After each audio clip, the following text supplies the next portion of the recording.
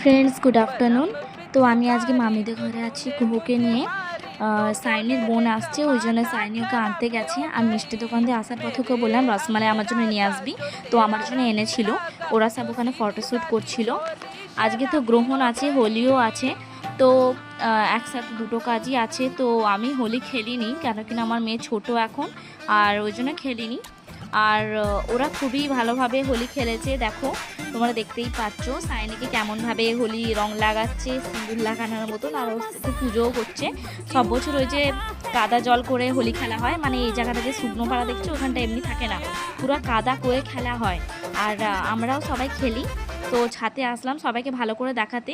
শুকনো করে অনেকক্ষণই খেলছিল, তারপরে লাস্টের দিকে হয়েছে সবাই পা হাত পা ধুলো, তখন কাদার মধ্যে একটু খেলে দিয়ে তারপরে চলে গেল সবাই দুটোর মধ্যে, কেন কিনা চন্দ্রগ্রহণ আছে যেহেতু। তো সকালবেলা সবাই খাওয়া দাওয়া করে নিতে হবে, তাই সবাই চলে গেল। আর এখানে আমি দাঁড়িয়ে দাঁড়িয়ে ভিডিও করছিলাম। কেমন লাগলো